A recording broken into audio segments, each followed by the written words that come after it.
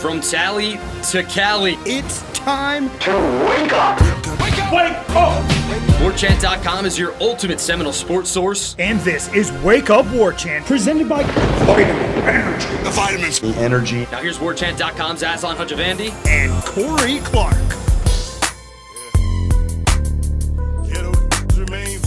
Wake up! It's Wake Up Warchant presented by Vitamin Energy. Coming up on today's show, will Mike Norvell try and utilize Brock Glenn's legs to spark the offense? Which current committed recruit do you want guaranteed to enroll? And would you trade 2023 to climb out of this mess? Wake Up Warchant presented by Vitamin Energy. VitaminEnergy.com. Promo code Corey Clark. Please provide for the people at home. Warchant, BOGO. Just one Warchant. Sorry, it's not Warchant, BOGO. It's just Warchant, BOGO. Warchant, BOGO. Buy one, get one free. Vitamin Energy also powering the Warchant Wrap. That's with Ira Schofel and Corey Clark after every single game. You all know about it. There's like 30,000 of you that listen to it every single freaking weekend.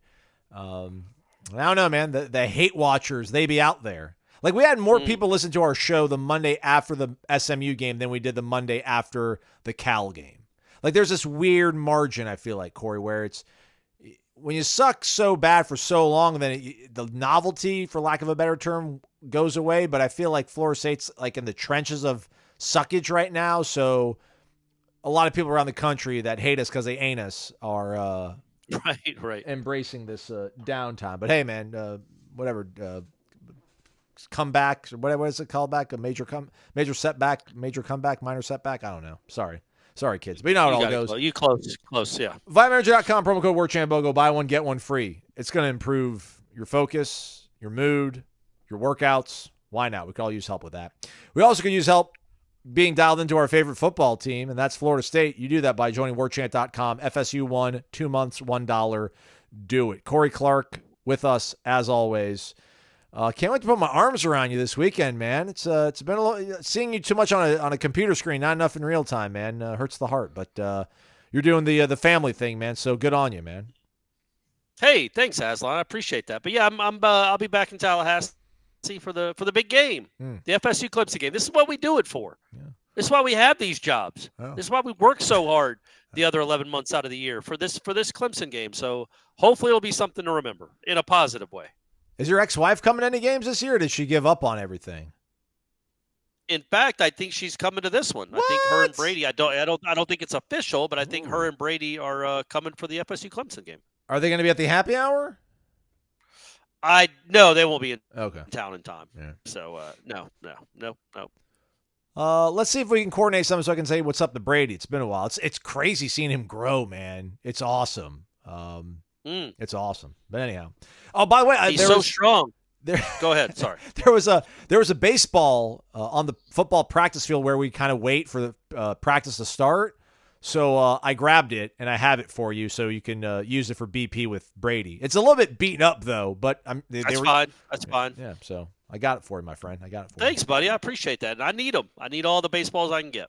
So, hey, we started not a thread, but we made a post on Twitter earlier in the week soliciting questions from folks out there on the great unknown in the Twitter sphere, because we did not do a live show, which is usually, for the folks that are not subscribers. So we're going to sprinkle some of those in here as we get to the rest of the questions on the Renegade Express mailbag. Stay connected to warchant.com for all the latest on everything Florida State. We're recording this a little bit earlier than usual. So if anything really major has happened, warchant.com's got it covered, because that's what we do.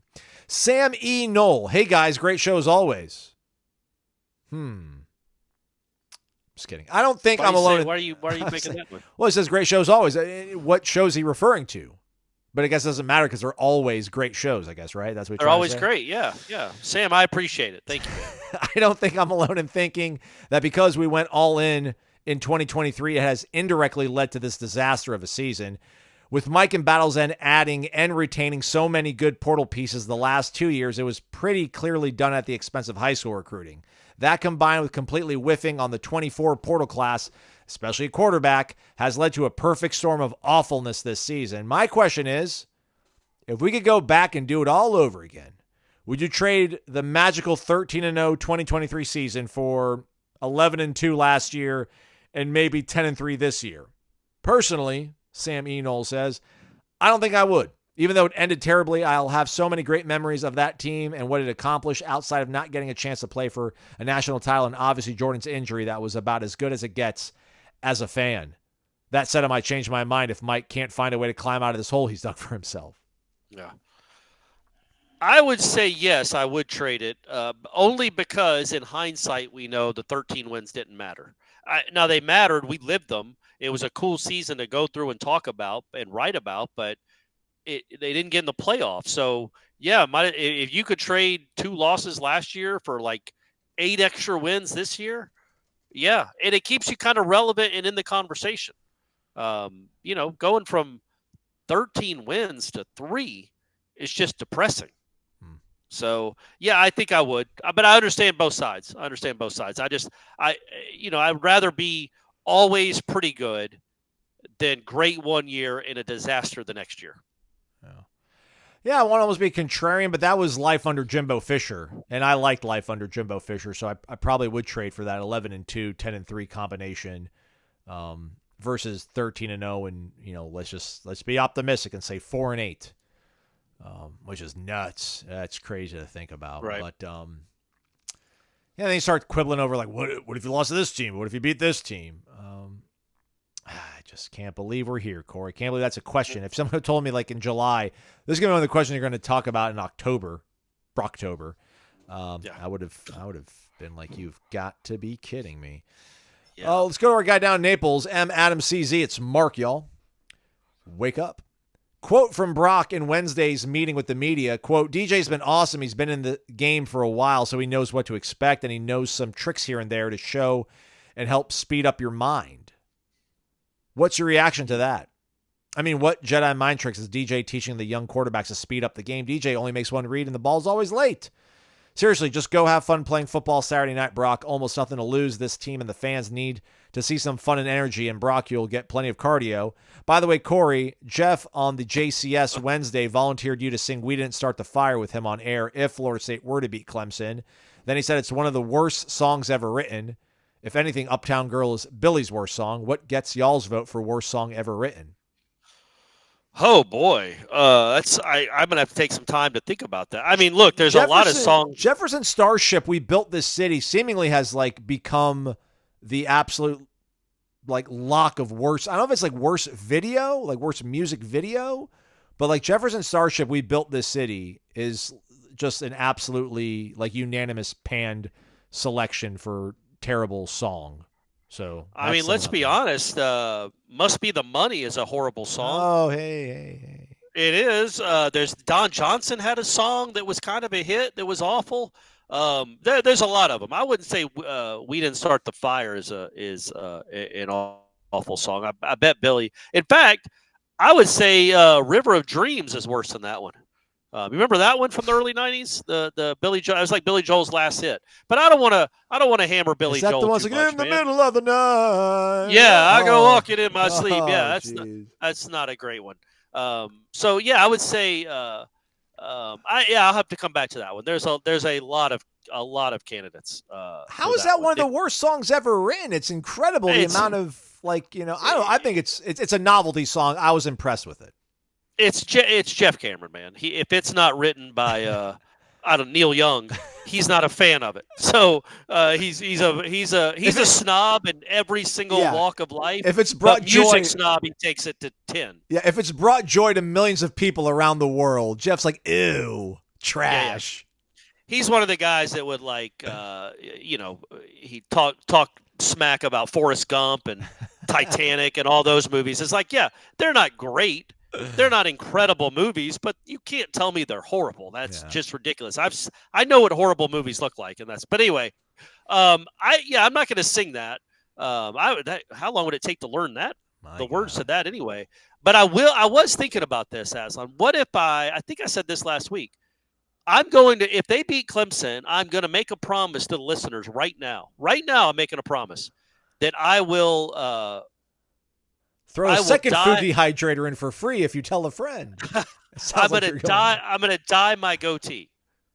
Ooh. But I don't know. Do I dye it blonde? Like I'm trying to think of like Marilyn Monroe blonde. I'm trying to think of a guy. Like Guy Fieri? Fieri? Like Guy Fieri? Yeah, or Guy Fieri. Dye it blonde like that, or dye it jet black like Steven Seagal. Oh, what would be dude. funnier? Jet black. I'll do either. Jet black Okay. would be, yeah, absolutely. So I'm going to do if they beat Clemson, I'm not doing an hour number 2, but I will dye my goatee jet black for Seminole headlines. Okay. So everybody can see it in all its glory. I don't think I could do it in time for the Warchant wrap. I think it takes a little while longer to seep in, but I will definitely do it for Seminole headlines. You know, it's funny to bring that full circle. When we were in Clemson in 19, if you guys go watch the Warchant wrap for that, Ira tapped out at that point in the season, so it was Corey and I. So we did the wrap. I was, at that point, I was experimenting with Just for Men, and I dyed my beard, and it was like jet black. So if you're bored, all right. If you're bored, go look in the archives of the Warchant TV page, and you can probably find that. Yeah, I don't know. Maybe DJ's one of those guys. Back to, I guess, semi-serious question from our guy Mark. You know, those who can't coach. So, maybe he does have some tricks to help you look at the field and see things quicker, and can offer some help. I mean, even though he can't execute it, it's right. Listen, I don't know how to coach football, right? But I bet you, I can. I don't need to be a butcher. What's the whole thing like? You can put your head up a whatever's butt to check it out, but you take the butcher's word for it. So yeah, that's you can that's from Tommy Boy. Yeah, I don't remember the saying. Yeah. But anywho, I know he gets it wrong, and it's really funny, but I can't remember exactly what it is. I mean, DJ's not you without. Put your head. You could put your head up a butcher's ass, but I think it's something like that. It is. I know something like that. I try to not say the word, and then you said the word. But yeah, man, Sorry. DJ's not without redemption, man. He might be able to help out. I wonder if he's actually around the team. I mean, Mike made it sound like he was around the team, but we didn't see him out there on Wednesday. But he could still be there watching film. So Brock could use all the help he can get. Apparently, Jordan even talked to him this week, so that's cool. Noles helping Noles. So. Yeah. All right, moving along then. Next question comes from Seminole Mike 1. Speaking of Jordan Travis, hey there, fellas. Wake up, fellow Noles. Acceptance has set in after SMU. I was holding on to hope that we can match up against them in the right areas and come away with a win, but the hits just keep coming. Clemson's unimpressive defensive rankings won't fool me. They'll look like all-stars against this offensive line and receiving core, which brings me to my question. One that I had planned to ask as we were in fall camp in order to look one last time at the greatness of the 23 team before we got to another inevitable awesome year this season. In retrospect, the question seems even more relevant now. What are the chances that Jordan Travis ends up being a better NFL quarterback than Jameis Winston?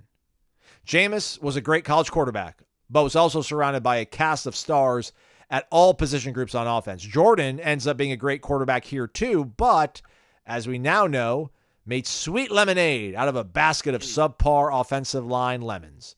Jameis went right to the Wolves by starting immediately in the NFL, while Jordan will get to sit behind and learn from one of the best, even if Rodgers is in decline. Compare the casts around the two while at FSU and let me know what you think. Go Noles.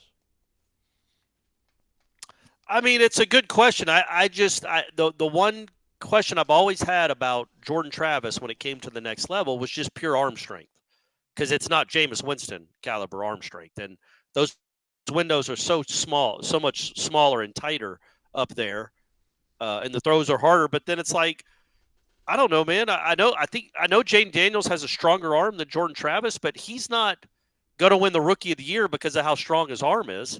Yeah. He's going to win Rookie of the Year because he's completing 80% of his passes, because he's seeing it quick, he's seeing the open man quick, he's making a lot of short throws, and he's getting it to him on time. And Jordan Travis can absolutely do that. And again, I get Jordan Travis isn't as good as Jane Daniels, I guess. I don't know. He certainly was better than him the two times they played against each other. So I don't know. I think there's a chance. There's certainly a chance. His size, his overall size, and his arm strength give me a little bit of pause, but I would not be stunned at all. It just wouldn't be stunned. Not maybe because Jameis, I don't know. Jameis didn't have that's not like it's a high bar to clear to have a better career than Jameis. No offense, Jameis, but he wasn't. He ended up being. He started for 3 or 4 years, set some records, good and bad. But yeah, I think Jordan Travis could equal that. Maybe it's all about fit. It's all about who you play with. Though I was thinking about that today, Aslan. Like how lucky Brock Purdy was. Like, he could have just flailed in obscurity if like the Falcons draft him in the 6th round, or the Commanders draft him in the 6th round, or the Broncos, and he's not on a team with a lot of really good players, and he doesn't get to be surrounded by that. And now Brock Purdy has so much confidence in who he is as a person, because he played with all those great guys that I think made him look better than he was at the time, that now when those guys are hurt, he's now all of a sudden a really good player, because he's got confidence for doing it for the last 2 years. So it's so much about opportunity and situation when it comes to that. Well, any position, but especially that position.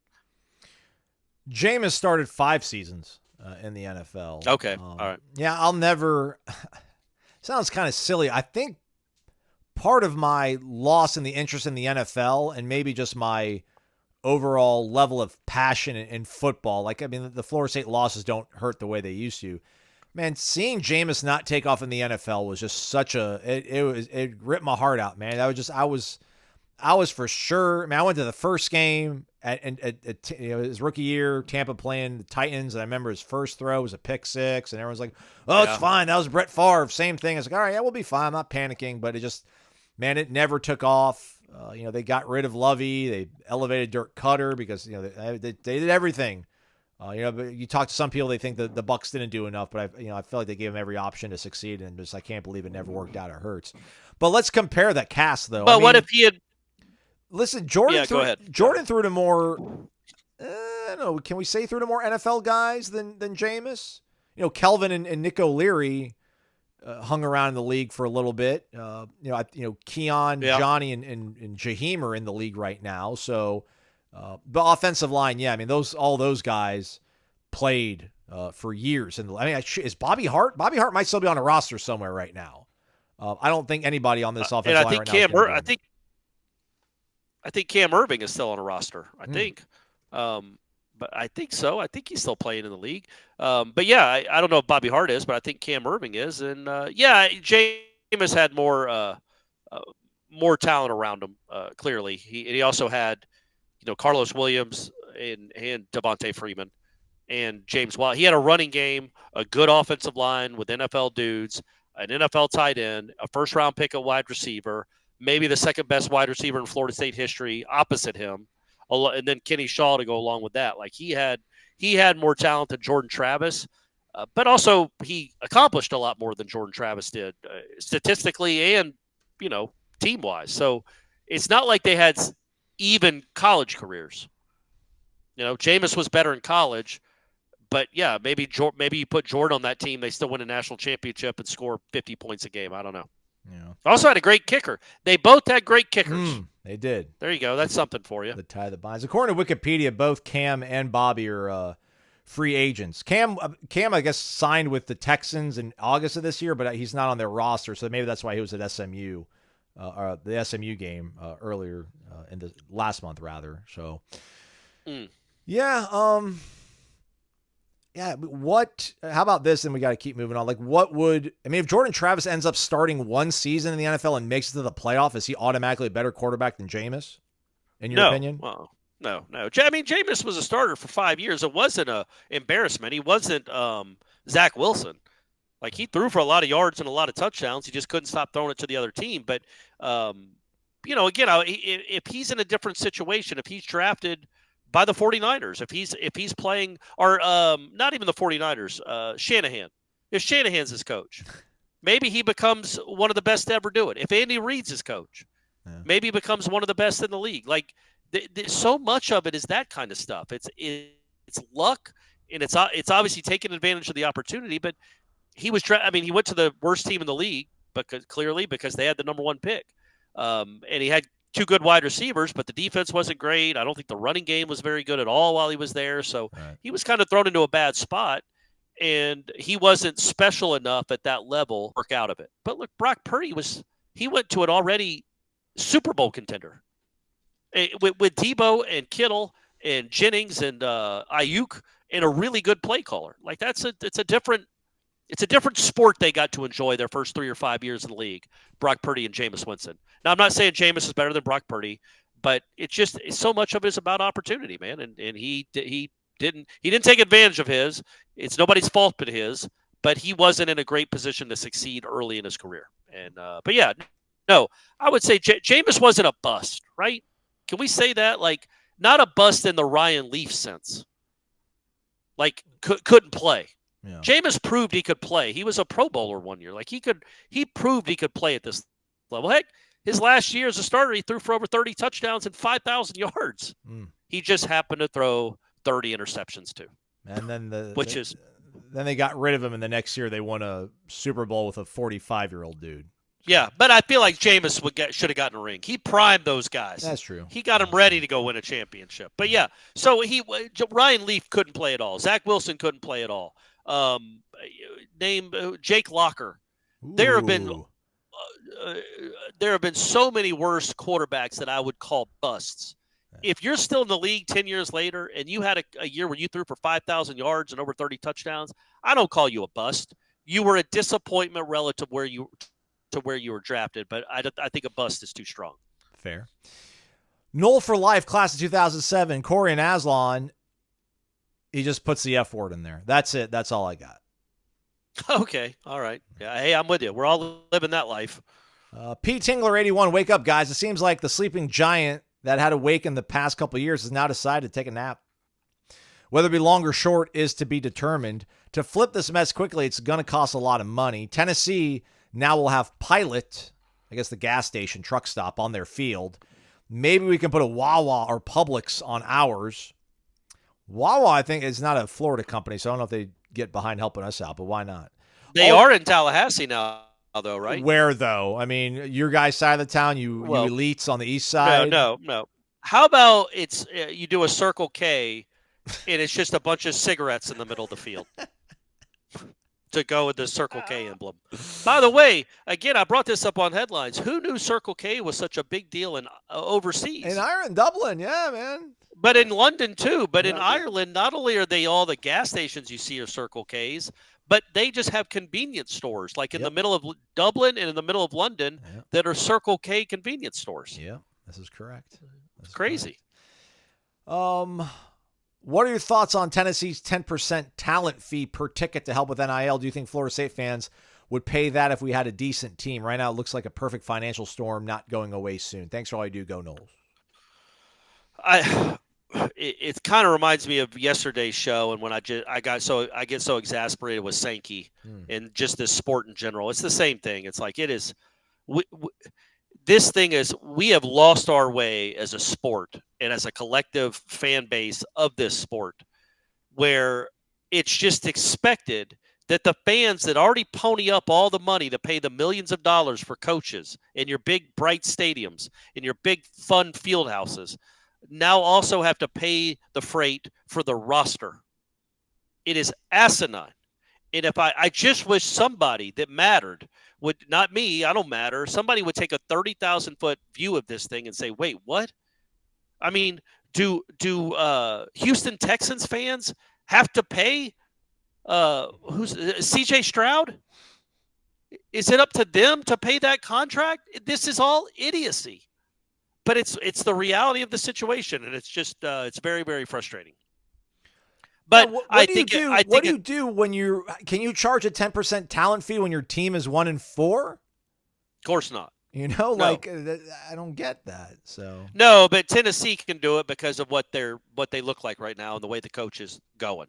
Like those fans will be, I guess, all right, I'm not a fan of it, but okay, sure. But no, when you're 1-4, you're not raising ticket prices for a talent fee. Although it feels like that would be the time to sell it, right? To be like, well, we need your help now more than ever, clearly. So give us some more money and we'll give you a better product. But I just think like most fans are going to be like, just don't say what it's for. Or I mean, maybe say what it's for. Like if you say this is going to go, this 10% raise is not going to go in ticket prices. So instead of paying $1,000 a year, or let's say you pay $5,000 a year for season tickets. I have no idea. Maybe now you're paying whatever that'd be, $5,500 a year. That extra $500 is going to the field to the product on the field. It is not going to some administrator in a high office, and it is not going to this coaching staff. Maybe people would be more on board with that. I don't know. Or to the field house. It's all going to the product on the field. But, yes, it sucks. Let's all go to Corner Pocket Bar and Grill later today at 5 p.m. and hang out with Corey Clark, Jeff Cameron, Tom Lang, other various celebrities, and do a meet and greet. 2-for-1s, all that good stuff. Over the Corner Pocket Bar and Grill, 2475 Appalachia Parkway, here in Tallahassee, Florida, cptallybar.com, the website. If you don't want to wait for the happy hour, you can get your lunch over there. You get the chicken fingers. They'll either toss them in a sauce of your choice, or they'll put the dipping sauce on the side so you control how much sauce you want on your chicken fingers. That's the way they're at the Corner Pocket Bar and Grill. You are in mind in every decision they make, whether it's the menu, whether it's what's on the television screens, whether it's how they cook the food for you. You want billiards? They got billiards. It's called the Corner Pocket. You want darts? They got dart boards. It's Corner Pocket. You want to play your own music? They've got, what is Touch Tunes? Is that what it's called, Corey? Yeah, jukebox. That you can get the app for your phone and pick the songs from your phone. I mean, they got you covered like nobody else. 5 p.m. happy hour going down. If you're not going to make it into Doak Campbell Stadium, maybe watch the game with other Noles at the Corner Pocket Bar and Grill. 2475 Appalachia Parkway. Again, cptallybar.com, the website. All right, Corey, let's get to these folks over on the Twitter machine. Nate Will says, "What are the should I use the name they have or their like at handle or whatever?" That's on you, big dog. I don't know. Probably the name they chose. I guess that's bold that you get to read. I don't know. Yeah, which I guess that whichever one's more kosher, I guess. Nate Will says, "What are the chances Norvell uses Brock's legs more, or do we keep it conservative with 2 freshman quarterbacks and no experience behind Brock?" Say it again. Read it again. Chances that Mike's going to utilize Brock's legs, or will he go conservative since there's 2 freshman quarterbacks with no experience behind Brock? I would say that he will definitely use legs more than what? DJ? Well, they'll absolutely use Brock's legs more than DJ's legs. Absolutely. Yeah, but to what end? Like, is it going to look like 18 carries or 22 carries? No. But maybe it gets close to double digits. I mean, that's what I would do. And look, you're probably not going to win anyway, and the offense has been horrible no matter how you slice it. So there really isn't a lot to lose. The offense almost by definition can't look worse. It's 130th in the country. So if like I would tell Brock, man, we want you to play hard. I see guys all over the country, Aslan, quarterbacks all over the country that run a lot, that just hop back up after they're hit and go back to the huddle and run some more. Mm-hmm. Kid at Boston College, well, I shouldn't say that because he's hurt. I don't know how he got hurt, though, Castellanos. But I do see it. The Milrow kid, he pops up. He runs a lot. The kid at Arizona runs a lot. The kid at Vanderbilt runs a lot. There are guys all over this country. The SMU kid, who's smaller than Brock Glenn, runs a lot. So, yes, I would run my quarterback, and I wouldn't tell him to slide. I would tell him to run for as many yards as he could. Don't take crazy hits. Get down. But don't be baseball sliding unless you're doing the Pete Rose, R.I.P., the Pete Rose head first slides. Get as many yards as you can. McGee's Company, name one recruit committed to us now that you would choose the guarantee he winds up at Florida State. His pick is C.J. Wiley, 6'3", almost 6'4", 210-pound wide receiver out of Milton, Georgia. It's either him or Solomon Thomas, I think. Solomon Thomas is your lone 5-star commitment from Jacksonville, from Raines High School, offensive lineman, 6'3.5", 315 pounds. But I don't know, man. As much as I'm souring on the portal, I just still feel like where you're at right now, that's the one positions, the positions rather, like defensive, offensive line, that you should have as much data as you possibly have before you start building your house. So get guys that have played football close to this level of competition that you feel good about. Although, I don't know, man, you did that with guys like Jeremiah Byers and TJ Ferguson, and that didn't work out great either. But I don't know, where are you at? Dalen McCutcheon from Texas, there's rumors he might flip, Corey. Kevin Wynn from Greensboro, Georgia, nasty defensive lineman. Sounds like Kirby might still be kicking the tires on him. Trammell Jones, you want your quarterback. So is the question who we would pick to come, or the question who we think is absolutely going to come no matter what. No, your choice, fantasy world. You have the power. You pick this one guy, then he guarantees he's going to come to Florida State. I would say Solomon Thomas because you need all the talent you can get on the line of scrimmage. So that would be they're all good choices, but that's the guy you need, I think, more than anybody.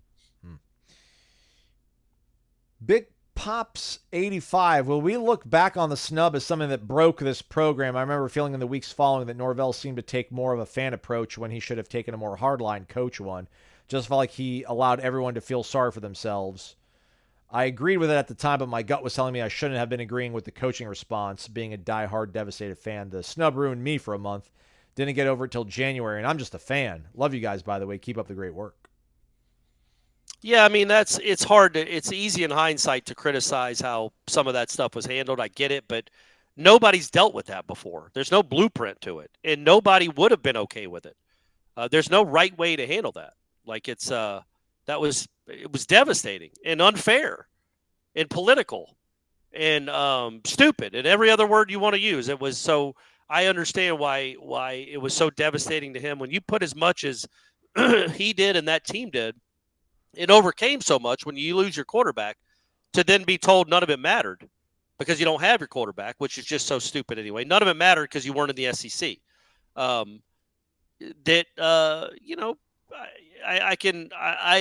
It's easy to criticize it and say he should have put on a brave face or not sulked or whatever the premise of this question is. But man, that's easy for us to say, right? Like he was devastated.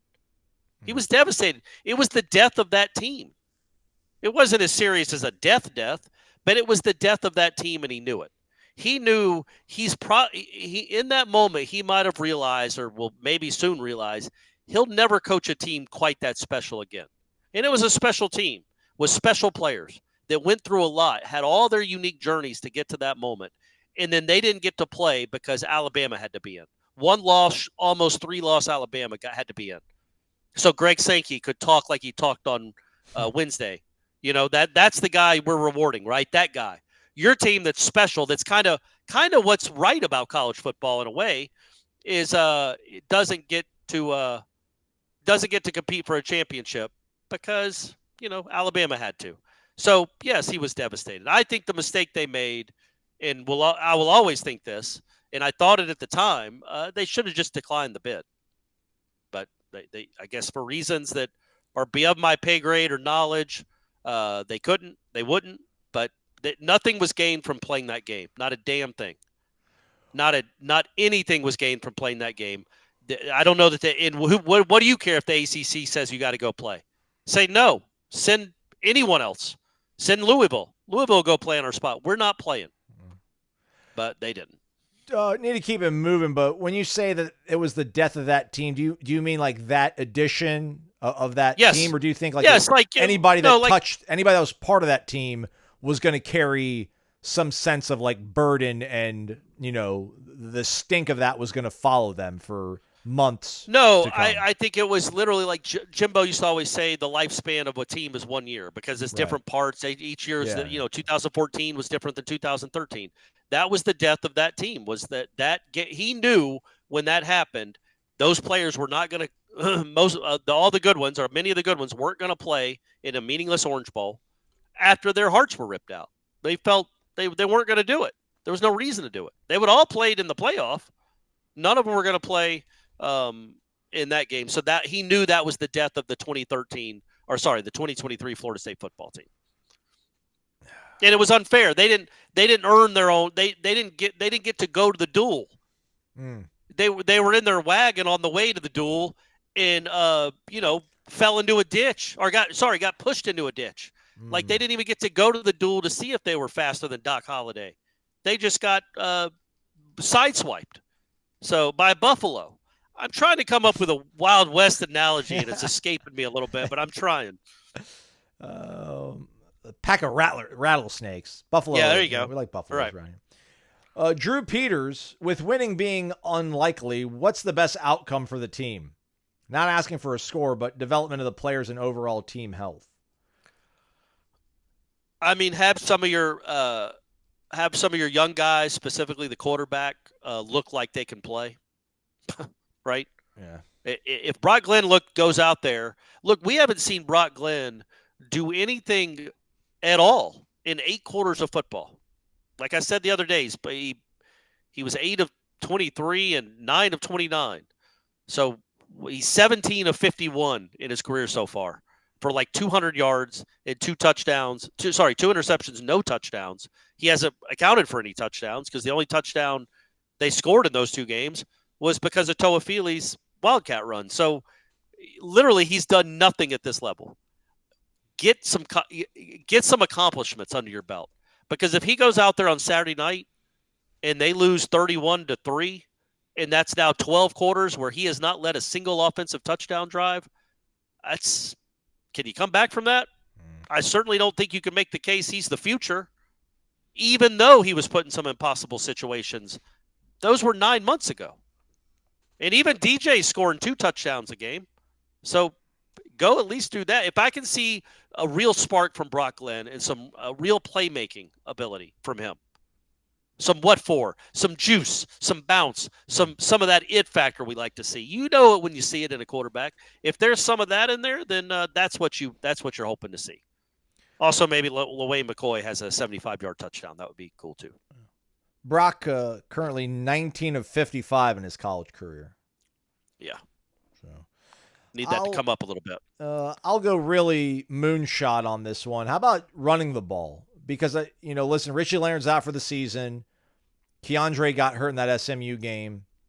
TJ Ferguson's, a guy that comes in and out of games. He's not Darius where he plays every single snap. So, Bryson Estes, this is your turn. This is probably it, man. Like, you either go out there and you play at a really high level and you earn yourself a job moving forward, or it's probably, listen, man, you can hang out here. I'm not telling you to leave, but I just don't think, if you can't at this point impress the staff enough and earn their trust that, to put you in games and to be a reliable part of the future moving forward, then you're not going to be part of the plan. So let's see like an Andre Otto, Bryson Estes, Maurice Smith, Darius Washington, and Jalen Early. Let's see like 3/5 of that offensive line be young pups, if you will, guys that are still going to be here next year they can maybe build around.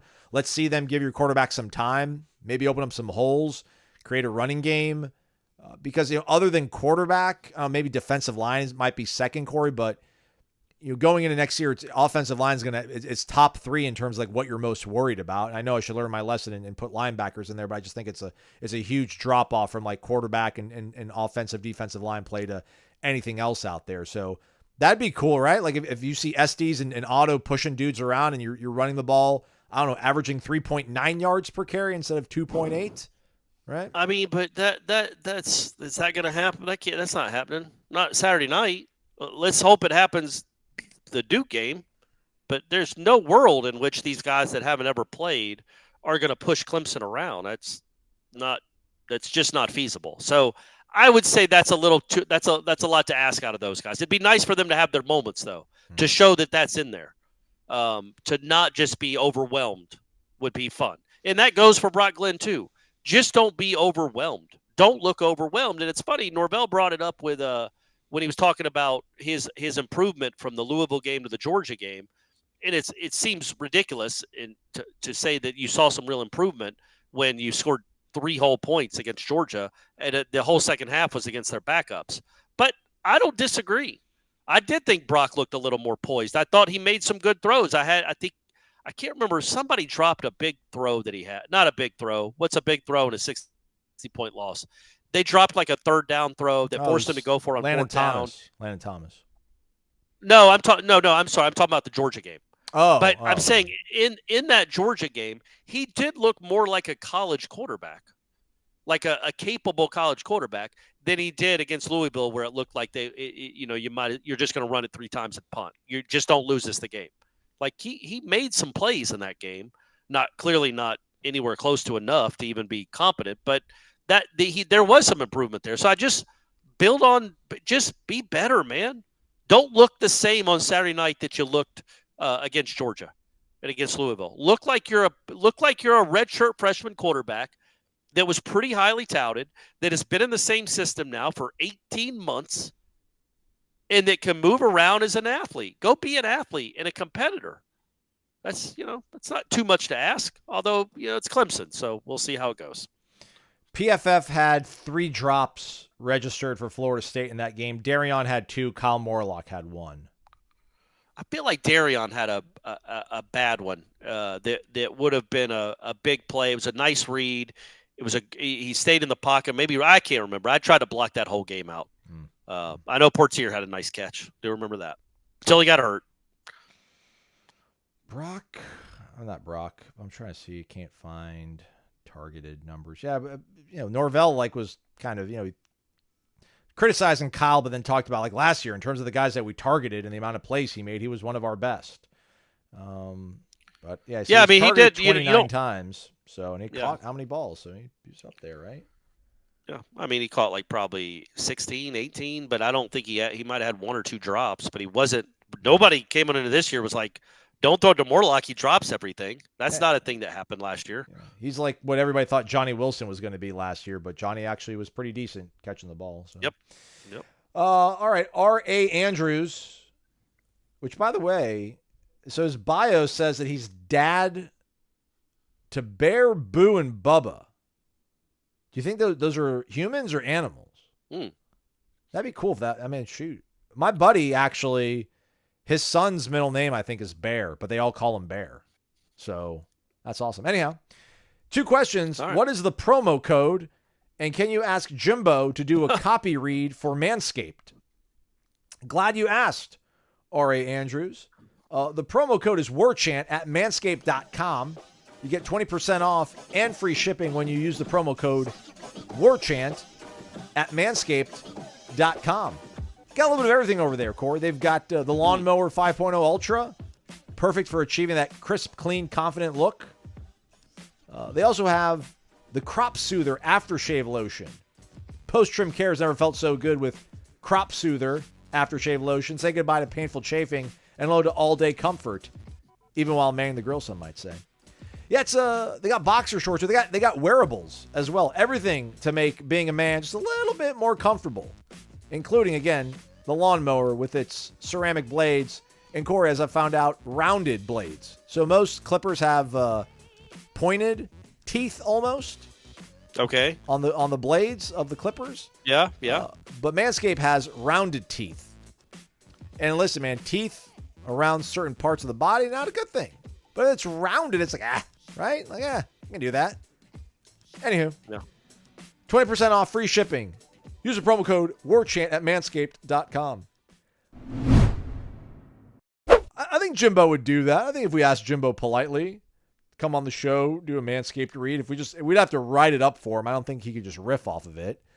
I'm sure he's got an army of people that handle that stuff for his daily routine and self-care, I guess people call it. But yeah. Yeah, I'm sure Jimbo needs the money. We throw him a few bucks. I'm sure he needs. He's only got. He might have. Didn't he sell one of the ranches? He might only have one ranch left, so I'm sure he needs that Manscaped money. So yeah, we'll throw some his way to do a read. Again, use the promo code WARCHANT at manscaped.com, 20% off and free shipping. All right, last 2 here, Corey. Trey asks. Speaking of Jimbo, I don't think you were living in town yet. And look, I'm not making fun of somebody's personal life, especially when it comes to what I'm about to talk about, because I've been through it.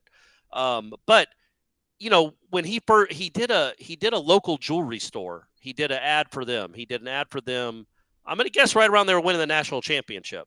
And it was he and Candy in the commercial together shopping for jewelry. And then obviously what happened. And he was still sponsored, he still was one of their spokespeople.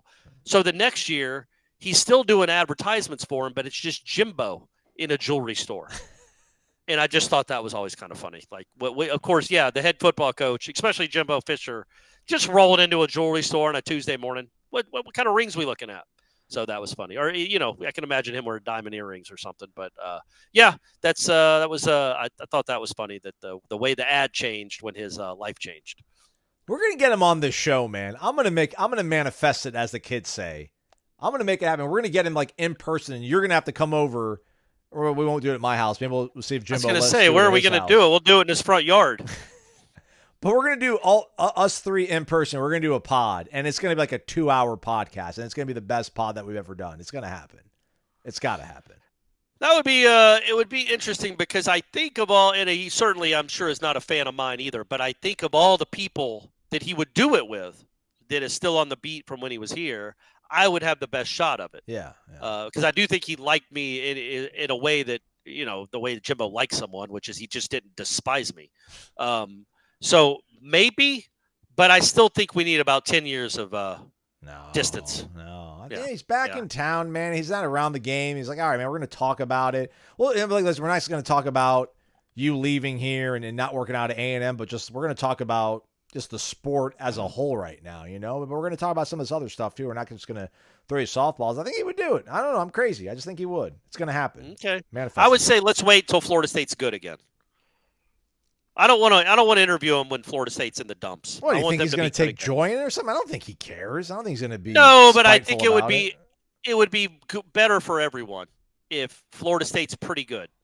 So it wouldn't be a reminder of the glory days and blah blah blah. That's all. Whatever.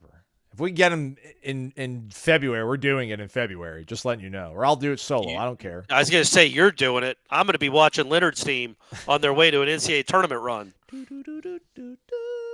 All right, Trey. Speaking of Jimbo, somebody he used to be in business with, real estate game, Will Muschamp. Trey says Will Muschamp will be overpaid and come to Tallahassee as Florida State's defensive coordinator. True or true?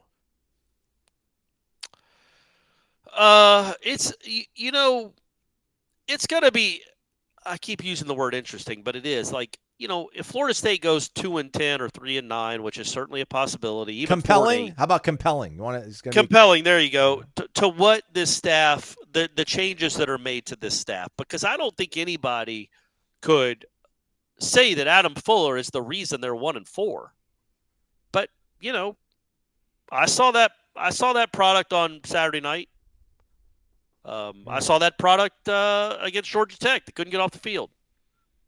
And it's like they don't – I was watching something. I want to bring this up on headlines too. There was a highlight clip of Travis Hunter. You guys remember him, right? Aslan, do you remember Travis Hunter? He was You mean Benedict Gwinnett Hunter? County, Benedict Hunter, yeah. Remember, I don't know if you remember, he was actually committed to Florida State, I think since he was 9 years old. And then on signing day decided to go with one of Florida State's all-time greats to Jackson State. But the guy was showing clips of Travis Hunter in zone coverage. Because so often we think of great cornerbacks as being guys that are just good man-to-man guys. Right. But they showed all these clips of him covering the guy in the flat and then knowing that he covered the guy in the flat and then breaking on the ball that was thrown behind him that was supposed to be over his head down to the sideline, or covering the guy that is running behind him and then breaking on the ball in the flat. Like, he's really, really good at playing his zone incredibly well and incredibly fast. And look, there's one Travis. He is one of one. He is a unicorn. There's only one of him in the world. So, of course, Florida State's defense doesn't look as good. The way their cornerbacks aren't as good as Travis Hunter. But it just kind of reminded me, oh, yeah, Florida State has sucked at playing zone forever. Forever. Like, why can't you Azareye'h Thomas is too good a player, in my opinion, to never be involved in anything. Like, he just essentially, that I can tell, most of the time, he's running down the sidelines, engaged with a guy that's not getting the ball thrown to him. Meanwhile, it's the other 10 guys that have to go make the play.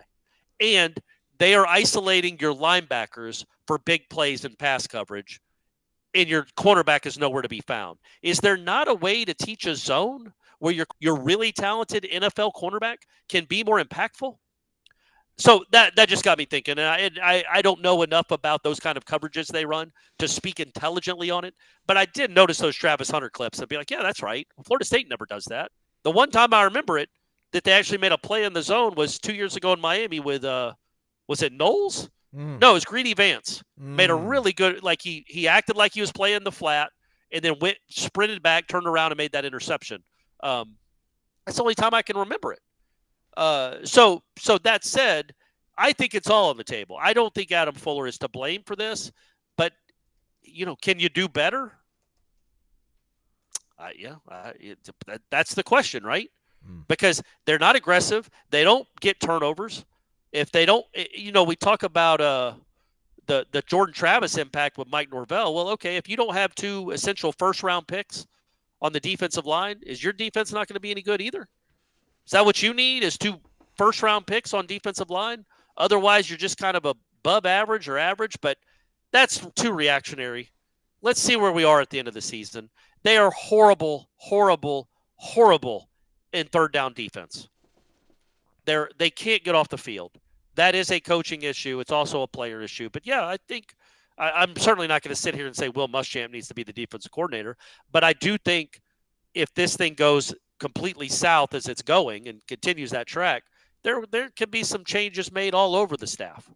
And nobody's going to be like, well, that's not fair.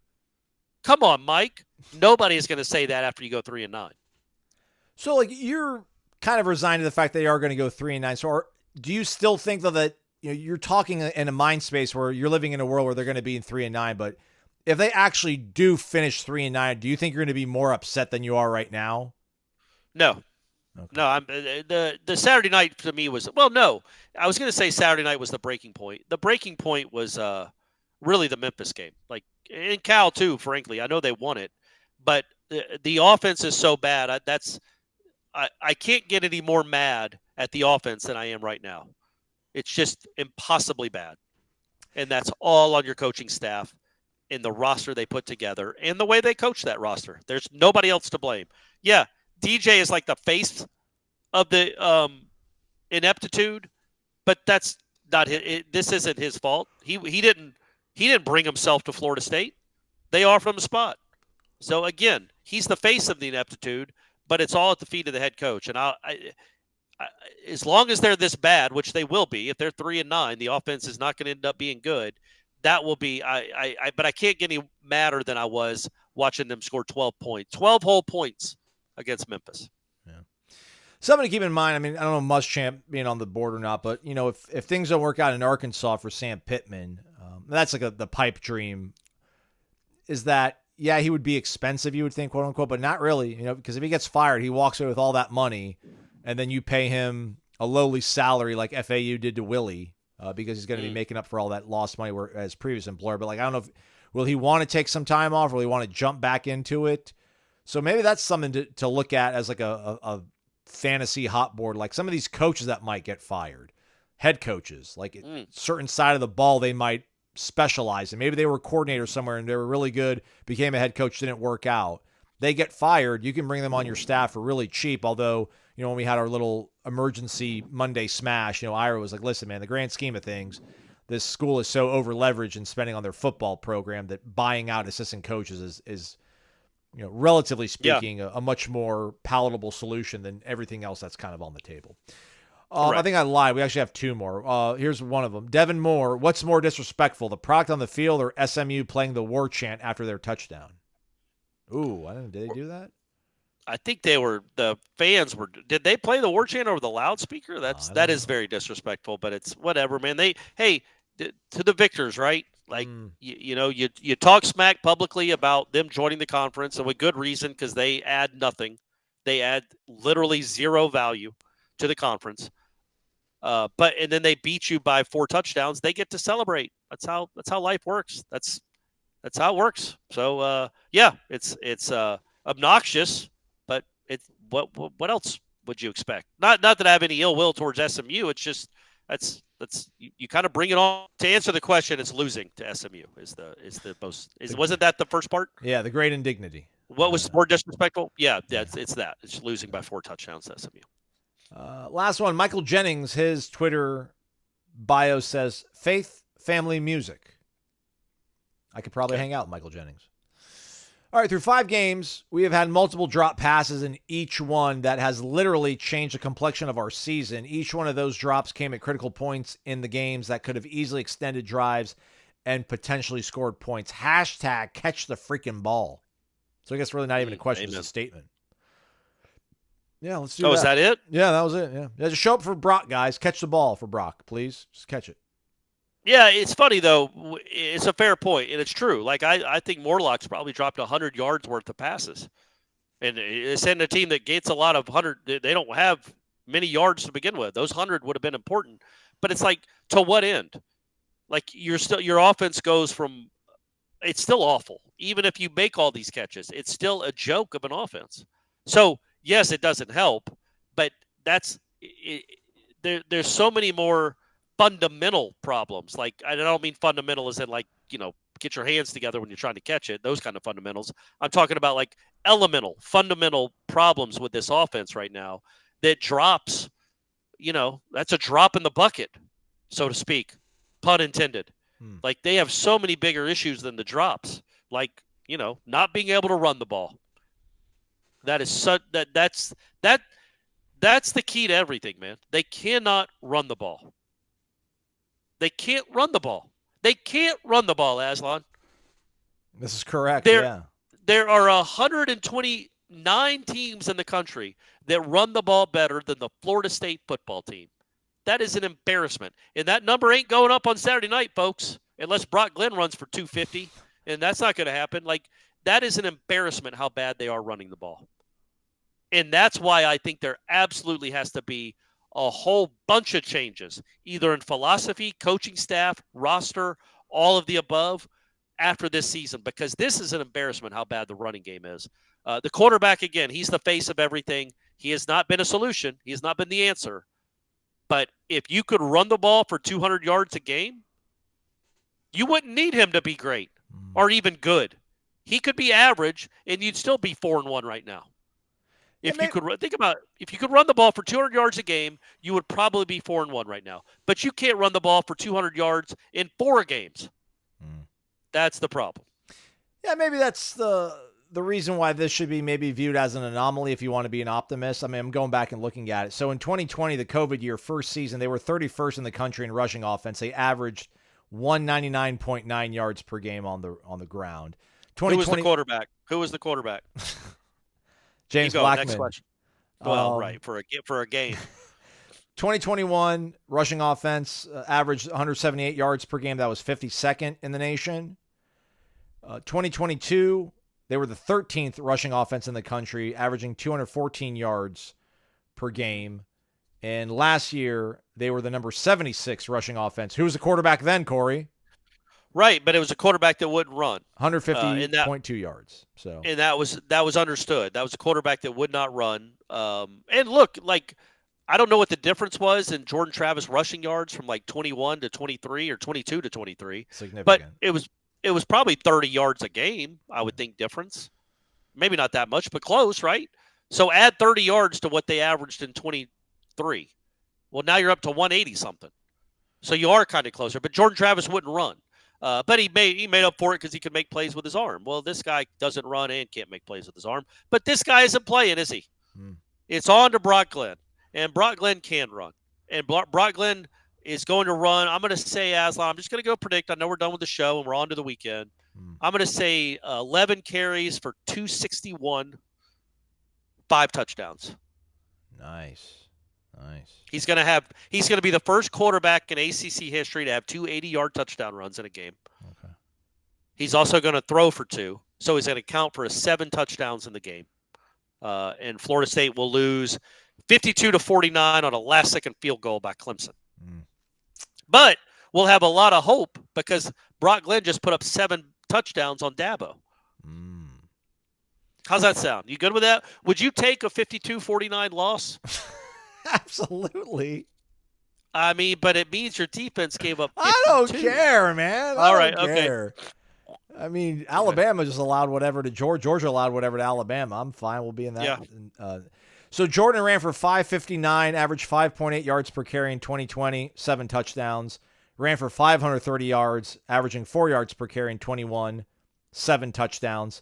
417 yards in 2022, averaging 5 yards per carry, 7 touchdowns. Last year, 176 yards, averaged 2.4 yards per carry. And stop me if you've heard this one before, 7 touchdowns. Did he run for 7 touchdowns every year? 4 years in a row, man. That's college football history. Nobody's ever done that. I'm going to go ahead and say it. Just like I said that Florida State might have is going to have one of the biggest win disparities from positive to negative in 1 year. I think nobody else in the history of college football has run for 7 touchdowns 4 years in a row. That's unheard of. Who does that? That's crazy. Good for you, Jordan. But yeah, you see the difference, right? The quarterback was not a threat last year, just like this year. And I think defenses understood it because they would always talk about, yeah, we know he's a special athlete, he's a dynamic athlete. But once you've seen going back to, maybe the end, starting that season in 23, it became obvious he was not going to run much. Didn't have to, he didn't think. Defenses stopped accounting for it. And Jordan didn't really make him pay. And again, what's so bothersome, Aslan, going back to this running game, and I know we'll go now, is that the reason he got hurt against North Alabama is because they could not run the ball against North Alabama. And he was fed up with it. They were 0, and he's like, you know what? I'm going to remind everybody what kind of athlete I am. Watch this. Oh, God, my leg's broken. But it was a great run right up until that point. You were reminded what kind of athlete he is again. And it's like, legitimately, like that's exact. He'll never admit it, I'm sure. But he was so frustrated that they couldn't run the ball that he's like, you know what? I'm going to do this myself. I'm going to have a Jordan Travis drive. They cannot tackle me. Our traditional running game sucks, but I'm going to make sure I remind everybody at this Division II school that they are not anywhere close to the athlete of Jordan Travis, and I'm going to run it down their throat. He has a big run and gets tackled, the hip toss and blah, blah, blah. But, yeah, man, that's what's so frustrating about it is if they could run traditionally at all for the last 18 games, Jordan Travis doesn't feel the need to do that because they already got 2 touchdowns on the board because they've run it down the Division II team's throat. But they couldn't even run it down the Division II team's throat. Anyway, I'm mad all over again. Let's go, man. They got something for Clemson this weekend, Aslan. They got something for Clemson on Saturday night. I'm just letting you know, if we do a show on March 31st, which will be our April Fool's show, I'm just going to keep asking you questions until you get to a point where, like, why are we still doing a show? Why are we on hour number 3 right now? I'm just going to keep asking you questions and just see what, like, when will you break? When would you be like, why you keep asking me questions? Like, aren't we done yet? That's going to be my goal. Oh, okay. Yeah, okay. Well, that'll happen. You just gave it away, though. Will you remember? I don't know if probably not. Yeah. You're right. All right, that's a wrap for us. Robust show for you folks on a Friday. Jeff Cameron Show 1 to 4. Don't forget happy hour 5 o'clock. Meet and greet Saturday Hotel Indigo 4 p.m. Pre-game show 9 a.m. And then a post-game show with Gene Williams and Tom Lang here on Warchant TV 10 to 15 minutes after the Florida State Clemson game. Warchant wrap fueled by Vitamin Energy as well. So we got you covered for the game. It's going to be, I don't want to say it's going to be a good one, but let's go UCF. Take out Florida. Give us some solace this weekend. He's Corey. I'm Aslan. Thanks for listening to Wake Up Warchant, presented by Vitamin Energy.